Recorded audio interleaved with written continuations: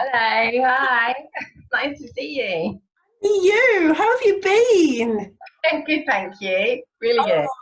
I've missed you so much. I know, I've been spending time chatting to you. I'm like, oh my God, I'm just rushing around all the time. Well, you've been busy, so you've been preparing the school to take the children back basically on the 1st of June, I'm guessing, as well as looking after the key workers' children. Yeah, we have been. Oh, And bless. things keep changing. So you think you're doing one thing and you get ready for that, and then it's something else. No, no, we can't do that. There's a lot of debate, isn't there, about what's happening, but I think is the decision firm now? I think so. Well, we're ready for them, but you don't know, do you? But it looks and it sounds like it is. So. Well, you've been in my thoughts the whole time, and I know you've been in everybody who's been listening to your amazing advice and support on creating a learning mindset. I know that you will be. You've been sorely missed. Lots of Ah, people have said, "Are you doing any more sessions with Patricia?" And it's That's yeah, really you're nice. busy. Oh, what I'm just going to do? Can you hear Molly Moo Moo? And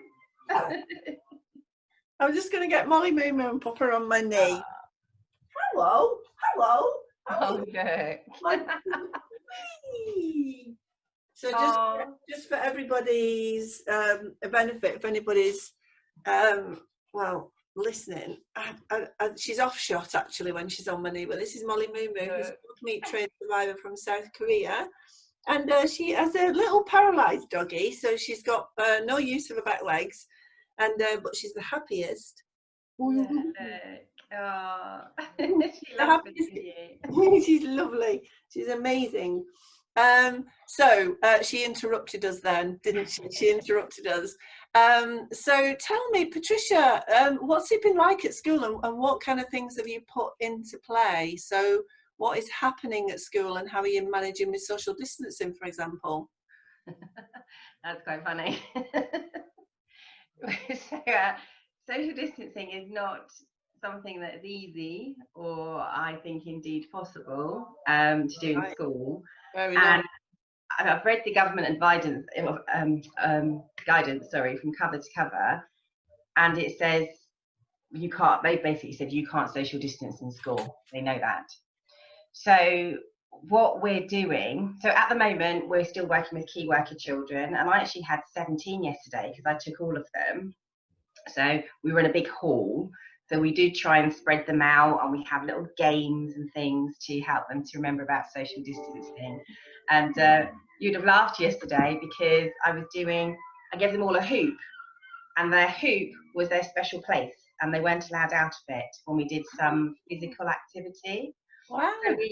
we did exercises and we did fun games, and we even played the hokey cokey. Do you remember? You put your left leg in, your left leg out, in Fantastic. and out of their hoops. So they loved their hoops. It was so funny. They, can I stay in my hoop, please?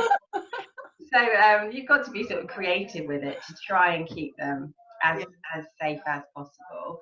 Wow. But it is an impossibility to keep it up all the time. When we go out on the playground, they're playing football, so we've said no tackling, just intercepting, so you can try and keep them as far apart as you possibly can. But as of Monday, we will have in a lot more key worker children because obviously people are starting to have to go back to work. So more people who are key workers are taking up places, plus all of our reception children, which is madness to me. Our little 5-year olds coming back. Um, and then over a 3-week period, we're bringing in year ones who are the 6-year olds. And then if we have space, which we may and may not, we might bring back our year sixes, Gosh, which wow. is quite sad because we really want our year sixes back. They're the last year before they go to secondary school. So, what would you have done if you were the Secretary for Education? What would you have been recommending, Patricia? I've been saying bring year six back. Yeah, Um, the way that we are doing it, I think, is good. We are in bubbles of no more than 15. So you will have a teacher and a TA with a bubble of children. And but the children may not be going back to their teacher. There's not enough teachers to go around for all the children to have their own teacher in a bubble of 15, but they will be with somebody. So that works really well. But I would have thought bring back year 6, because they're the eldest in primary school, so that they understand things a little bit more. They will understand and recognise how things are so different. So our classrooms are completely cleared. We've all been in cleaning and clearing classrooms. All the surfaces are completely free, so that they're wiped down and disinfectant every morning, every night time, and during the day. The tables are laid out, so each child has their own table. Each child has a box that's got pens and pencils and things in. So this makes sense. But why not just have the older children start with year 6, then bring year 5, because they understand and they know what's going on. Yeah. I went to look at the reception classroom yesterday, and it made me really sad. You know, the teachers have done a wonderful job, but normally they're colourful, they're bright, there's cushions, there's curtains, there's teddy bears, all of that's gone. It's all in boxes and put away. And in the reception class, they've got little tables laid out, so they've all got their own table, and they've all got their own box with their pencils and things in. But we teach children to share. Reception, year 1 is all about sharing and being together, and now we'll be saying, no, you can't do that. Wow. Don't share, have your own thing. Wow. And keep them to yourself. So actually, Patricia, that's a very important message, isn't it? That through the efforts of, or the need to get the children back to school, they're going to be learning socially different rules of the game, and that new behaviour, like you say. I never even thought about that, and I'll bet you the government haven't thought about that. I'll bet you the government and the Education Secretary have not even thought about that. And how it, you know, as coaches, we know how important it is, don't we, to build rapport with people. You know, that famous book, How to Make Friends and Influence People, is still a bestseller. Was it written in the 30s? You know, that's not about keeping things to yourself. No. And the generosity of spirit that we've been engendering in everybody through stay at home and lockdown and look after yourself, look after everybody else. That's quite a message that's being confused. And we talk very much about noise in the system, don't we, as coaches, and that's noise in the system. And the shock, I haven't thought about these things, but the shock of being at home, being homeschooled, you know, with mum or dad or aunts or uncles or however it's been panning out for people, or, you know, foster carers and so on, and then going into a school room which looks very, very different, without those soft play areas or soft relaxing areas, those colourful accessories that make a room what it is. So that's going to be a bit of a shock to the system, isn't it? It's like we're going into functional utilitarian mode, isn't it? Yeah, that word crossed my mind yesterday when I looked in. I think it's very utilitarian. You know, there's a bit of me that's in my stress about going back to work mode, which is, it's good, it's all clear, it's all clean. All I want is clean lines and to have everything put away. But then when you compare it to how it was before, it's just really sad. And I had the saddest thing the other day, and in one way it's good because she's learning. But what is she learning? There's a little girl who's in reception, and I've been working with her as one of the key worker children. She's been in my group when I'm in, and she's so tactile and lovely. And when she comes in, she runs up and she hugs you. And I think I said to you before, you find a little hand sliding into your hand. Yes. And I say to you, oh, it's lovely to see you, but we can't do that now. And I went in the other day, and she ran, and then she stopped sort of 2 meters away from me and went, hello. And I thought, oh gosh, you've learned, but it's so sad that you've had to learn that. I mean, that's nobody's fault. That is what it is. But I thought, poor little thing, and she's one of many. It is somebody's fault though, Patricia. I have to say, you know how I am with the animals and the dog meat trade survivors and the wet markets in Asia. have actually created this. So, you know, just like the bird flu, it's the conditions that we keep animals in. It's we people who, sorry to bang on the drum about it, but it is we people who have, someone somewhere has created it, or a group of people have created it. We must stop these practices, definitely. So that's affected the whole of the world globally. That's affected the whole of the world. Let's come back to the environment. So environment is so important for learning, isn't it? You know, it's important for living. We know if we go to a coffee shop, we know what our favourites are, and we know why they're our favourites. And it's not just about the food, it's about the environment.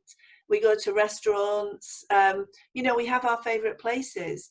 You know, if you go to a museum, you'll have your favourite museums. There'll be all sorts of things that are, so environment is so important to us and so meaningful. Do you think that the government have not been aware of that in terms of a learning process? Do you think that they've prioritised something else here? Yeah, I mean, we're not sure what's been prioritised. We agree that we need to do something and we need to get moving and get back. And obviously everyone's aware that there will be changes and there will be difficulties. But one of the things that is said about why reception in year one are coming back is because they need to get them back into a routine of school. They've only had a term of school, but this is not their normal. Like you were saying, this is not what they know, and this is not what we want to be their normal. This is, we hope, an interim phase to help us to all get back to some kind of normal. So I think, why put these younger children through this experience and excuse me, take away their safety, take away their comfort, take away all these things that we have put into place for them to make school a warm and welcoming place for them, and make it something that we feel, somewhere that we are feeling quite comfortable. And I mean, teachers been teachers, and you know, my school, you know how much I love my school. We will make the best of it, and we will make it work, and it will, because we do, and we always do, we want to, because the children are absolutely at the centre of it. And you know, when they come back with their little smiley faces and things, it will be better. But nobody can tell me that this is right, or that this is a normality that these little children should be having. No, absolutely agreed. And we're so close. When do the schools break up for the summer holidays? How many weeks are that? So I think we've got through, it's about 7 weeks to 7 week half term. So 7 weeks to half term. So and how many weeks have we been off now? 10? 9? 10, 10. So wow. So 10 weeks off, 7 weeks on, and then we're back to the summer holidays. Another 5 weeks off or so. So in terms of patterns, what do you think in terms of learning processes? Do you think that this is helpful to let's look positively. So engendering flexibility of behaviour, which is something that we as coaches really welcome in children and adults alike. Will this engender that flexibility of behaviour, or what's your thoughts on that? I think we were getting somewhere. So we shut down in a day. So we literally had a day's notice, and we were like, Thursday, oh, Ireland are shutting down, and we were like, oh dear, what's going on? Friday, you're shutting down. Oh, okay. And then the children and the teachers and the parents were all hugely flexible, and we have, every school in their own way, which I think is great, have developed a online learning system somehow. And I know ours has grown and developed, and it's improving, and it was continuing to improve weekly. We were getting more out, and we were getting more back from the children, and we were starting to think, oh, this is working, we can use this as a way. And then it's changed again. We feel like we haven't had the time to let this new way of learning that people were beginning to take hold of to embed. we could have carried on another few weeks like that, and we don't think that it would have had a terrible impact on the children's learning. In fact, like you just said, it's a new way of learning. They were learning new skills. We were learning loads of new skills. Yeah. And their parents were learning skills as well. Yeah. So, you know, you think there was a lot of flexibility there was a lot of change, and now it's all back. Oh, don't worry about that now. You know, forget that. You need to try and do this. We do still have to continue with that for the other children that are still at school, still not at school, sorry. But obviously it won't be as focused because we'll be teaching all day. So we're now trying to find a way to tie up the teaching and the home learning without doubling the workload, but it does look like that's what it's going to be. Yeah, because this is not all of the children coming back. This is some of the children coming back. Yes. Right. Okay. So let me ask you, how will you resource this from a teacher point of view? Because you said at the beginning that you haven't got enough teachers, and the students or the children are now in little bubbles, which I like that term. They're in little bubbles. What bubble are you in? Yeah. That's a really cute term. And something I would want to be part of. I would want to be part of that a bubble. So what? How are you going to resource it from teacher and teaching assistant point of view? Because you still have people who are on the who are vulnerable because maybe they have asthma or underlying conditions. Will they be coming back? How does it work from a kind of a teacher point of view? Have you got enough? At the moment we have. In fact, we've got one extra, which is me. So I'm not teaching until we get year 6 back, but I'm in school and supporting and doing the home learning and things, which I'm quite sad about because I love teaching, but it's something different to do. And we have some TAs, like you say, who can't come back to school because of health conditions. All of our teachers are back, but they are now all taking on responsibilities at home. So we do online games with the children that are at home, so they're going to start picking up things like that, which is great. I mean, they've really come out on their own as well. So my TA made a brilliant quiz for our year 6s with all questions about teachers and the people in their schools. So, you know, that's going out to year 6 within the next week, something lovely. So you've got people beavering away at home, coming up with really creative and imaginative things to try and give a different experience to the children. So so those that need to stay at home will be working from home and supporting, and those of us that are in school will be within these bubbles. But then some people have to stay what's called clean, which is outside of a bubble in case someone gets ill and someone else needs to go in and take over. So it has been a logistical nightmare. Wow. But we've got something. It's looking interesting. It's looking good. Well, you know, this is a challenge, isn't it? Yeah. Very, very definitely. And you're rising to it, which is what I love about you, Patricia. And I love that video. Do you remember you did that video in the early stages where all the teachers from St Mary's were sending messages to the children? I just absolutely love that. I think you have a great spirit at St Mary's in Bognor Regis. Let's just plug that one again. So we had, sorry to interrupt, from that video, the most brilliant thing the other day, we had an email from a parent who said, I knew nothing about this. This is from my son.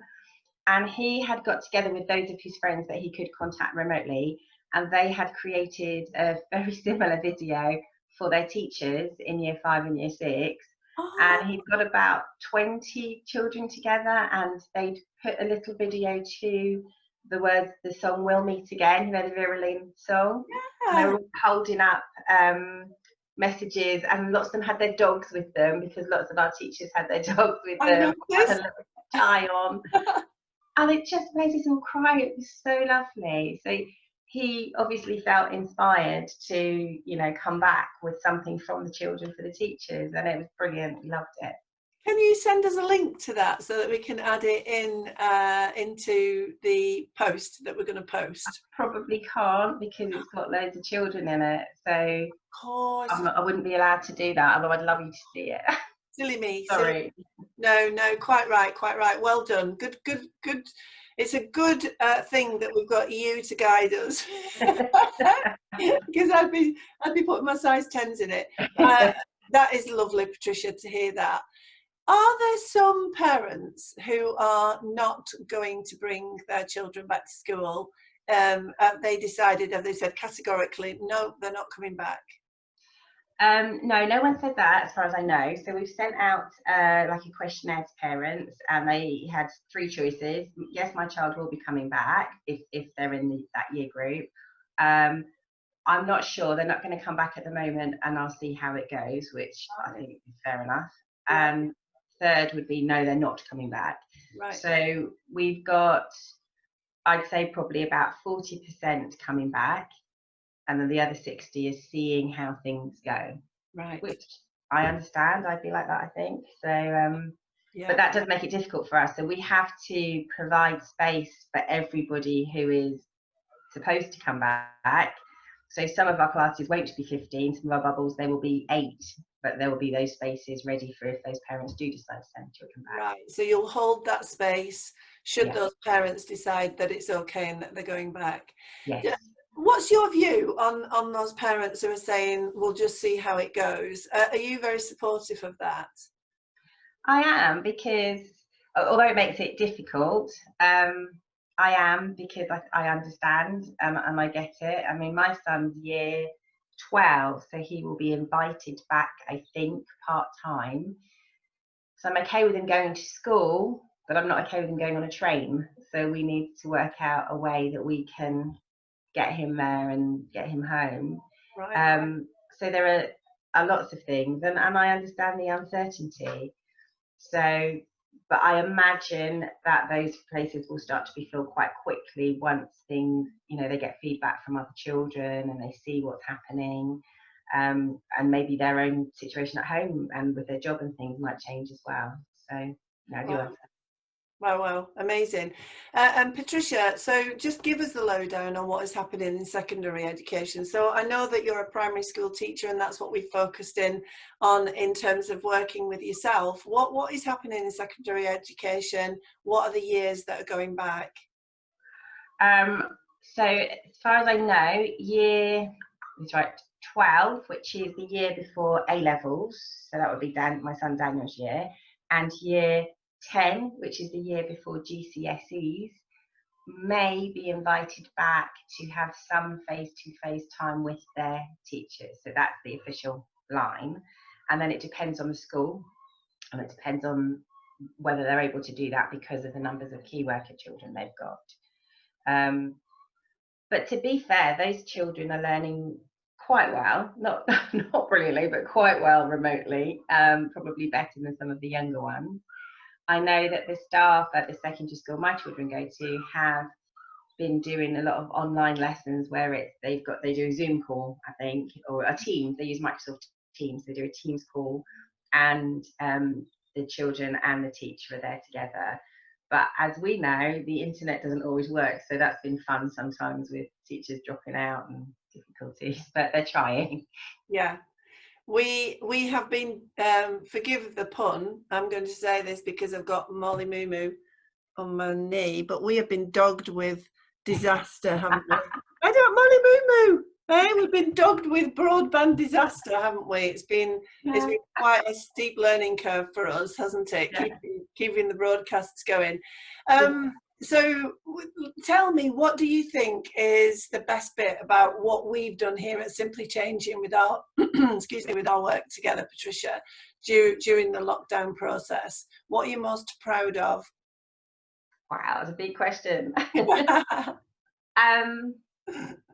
I'm proud. I'm most proud of having the confidence to talk to lots of people potentially about things that are really important to me. It's been really brilliant to have the opportunity to share some of the things that I really, really believe about that learning mindset. And I think through talking with you, the conversations that we have, it's allowed me to explore these ideas a lot more, because sometimes there's things that you just know and you just got, but you've never really explored them. So to have these really good conversations about them makes you, one, think that's why I think and feel that, and two, think, oh, what else could I do with that? How else could that grow?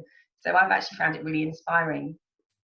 Well, I've had an absolute ball. I know that there's a lot of support now out there on the internet, isn't there, for children, in terms of learning processes. And I did send you, even on TikTok, you know, I'm a big TikTok fan these days. And on Yeah. TikTok, I found loads of maths, like hacks, and that I really am inspired by. So I think you and I maybe can continue this process together in a, maybe not in a daily way, but in a maybe in an I don't know, an informed and planned way about how we can engender learning mindsets in our primary school children. Of course, we're doing great stuff with Jane Dickens as well for the under fives, and I do think learning mindsets are really important. So are you up for doing a little bit more on that? Yeah, absolutely, definitely. Fantastic. But Right. sorry, just before we finish, I wanted to just make sure that everybody knows. Well, I have a lot of parents emailing and saying how difficult their children are finding the changes, and now perhaps the work's not quite so easy to get them to do. The novelty's absolutely worn off. But I want people to know that the national curriculum in school, when we're in school teaching, has been disbanded by the government. Even the government know there is no expectation for us to continue to teach from the national curriculum. Right. So if your child doesn't go back to school, they're not going to be behind. We know that everyone's at different places now, depending on what people have been able to do. And the government even have turned around and said the number one thing we want you to focus on is the well-being and the mental health of the children in your care, which is absolutely right. So if the kids are kicking off at home and not wanting to do maths, don't worry, don't panic now. You know, it's the mental health and well-being is number one. Have an afternoon off, go for the walk and come back and start again tomorrow. I absolutely, well, partly I think that's a challenging notion, because what you said about the kids going back to school and the differences they're going to experience, I think that needs managing. And you absolutely have brought that to my attention, and I 100% agree with you. So I think how the children go back to school, I think is important. And I also think that, of course, we as coaches understand how readiness is so important. You can't get any change process in place unless a person is ready to make that change. And a lot of the work that we do as coaches is about preparing a person mentally, emotionally, and physically through sort of resources as well for that change. So that's what we focus our attention on. And that's just given me an idea really about our work ongoing, Patricia. We can maybe talk about, you know, a learning mindset just doesn't happen. We have to create, it's like reading a good book, isn't it? You fall in love with the characters. You don't love them the first time that you open the first page, but through the story, as the story develops, those people become very important. And then you're keen and eager to find out what happens to them. And that's a motivation process. So it's a bit like that. It's about a book revealing itself. It's about building a learning rapport with children. So maybe that's part of the work that we can do together. What do you think?